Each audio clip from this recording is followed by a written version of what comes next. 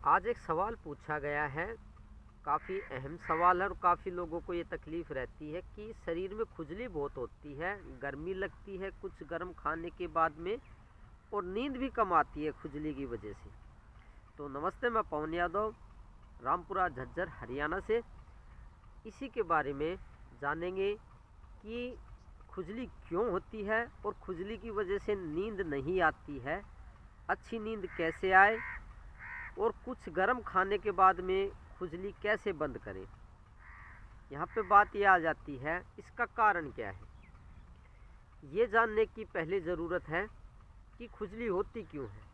इसका मेन कारण ये है कि आपके शरीर में पित्त, जिसे एसिड कहते हैं, उसकी मात्रा ज़रूरत से ज़्यादा हो गई है। पित्त जब शरीर में ज़्यादा हो जाता है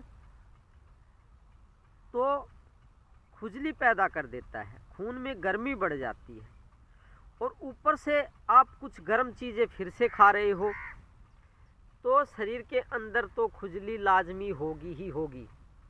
और खुजली होगी तो नींद नहीं आएगी, उच्चाटन लगेगा, हाँ बिल्कुल बेचैनी सी रहेगी।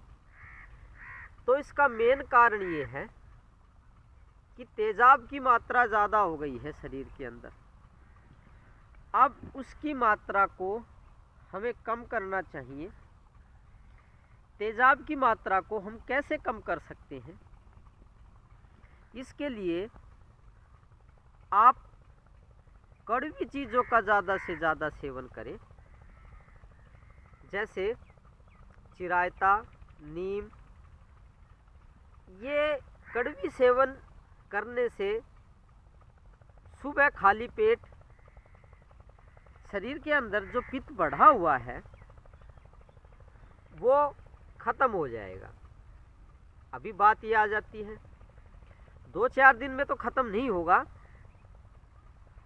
आप किस स्टेज पे पहुँचे हुए हैं, आपकी गर्मी, उसी के हिसाब से वो ठीक होगा, उतना ही समय लेगा।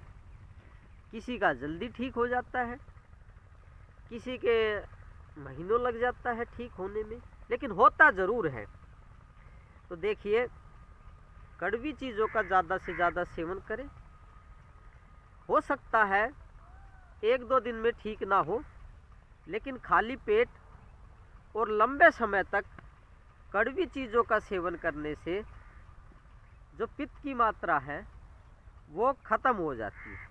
कड़वी मैंने बता ही दिया, नीम होता है, चिरायता होता है, इसको आप पानी के साथ में ले सकते हैं, खाली पत्ते चबा सकते हैं सुबह खाली पेट।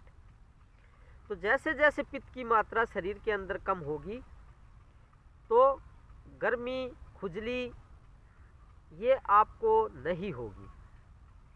रही नींद की बात, अगर आपको नींद कम आती है तो उसके लिए अलग से वीडियो बना सकते हैं। एक वीडियो में 2 टॉपिक समाना मुश्किल बात हो जाती है और समझ में भी अच्छे से नहीं आता। तो नींद के लिए अगला वीडियो बनाया जाएगा कि नींद अच्छी कैसे आए और आप क्या खा सकते हैं और क्या अपनी दिनचर्या रख सकते हैं, क्या व्यवहार रख सकते हैं लोगों के साथ में, क्या परहेज कर सकते हैं, वो आप बाद में देखना।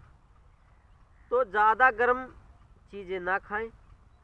गर्म चीज़ें जैसे चाय, कॉफ़ी, शराब, मिर्च मसाले वाली वस्तुएं, भोजन, ऐसी चीज़ें ना खाएं। लगातार लंबे टाइम से कड़वी चीज़ों का सेवन करने से जो गर्मी है शरीर की, जो खुजली है, वो शांत हो जाती है।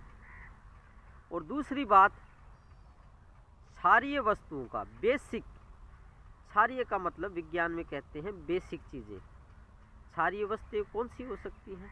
जैसे पपीता हो गया, नीम हो गया, इनका लेप शरीर पे करें नहाने से पहले।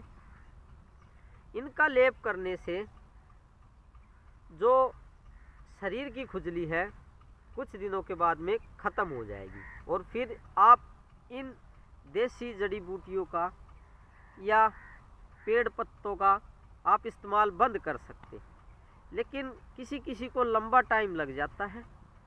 तो अपनी बीमारी के हिसाब से अपना समय देख लीजिए कितना लग सकता है, या अपने किसी वेद से, आयुर्वेदिक वेद से आप कंसल्ट कर सकते हैं, सलाह मशवरा कर सकते हैं कि आपको कितना टाइम लगेगा।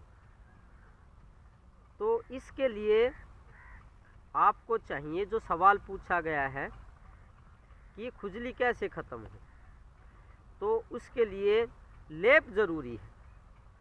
रोज़ लेप करें। किसका बताया? पपीते का, और दूसरा नीम के पत्तों का। और सेवन विधि जो मैंने आपको बताई है जिन चीज़ों की, उनका आप प्रयोग लंबे समय तक कर सकते हैं जब तक आप ठीक ना हो। एलोपैथी की तरह आप ठीक नहीं होने वाले कि सोच रहे हैं 2 दिन में ठीक हो जाएंगे, 5 दिन में ठीक हो जाएंगे, 1 हफ्ते में ठीक हो जाएंगे। नहीं, देसी दवाइयों का लंबे टाइम तक प्रयोग करना पड़ता है, यूज़ करना पड़ता है, तभी वो असर दिखाती हैं। क्योंकि आपकी बीमारी हो सकता है कुछ ज़्यादा बड़ी हुई हो सकती है, वो लंबा टाइम ले सकती हैं। तो लंबा टाइम दीजिए ना, लंबा टाइम देंगे तो तभी तो ठीक हो पाएंगे। बीमारी बड़ी है, टाइम थोड़ा दे रहे हैं, उसको कम टाइम दे रहे हैं, तो कैसे ठीक हो पाओगे? तो दवाइयाँ तो यही काम करेंगी, लेकिन समय आप अपने अनुसार देख सकते हैं कि कितना लगेगा या नहीं लगेगा।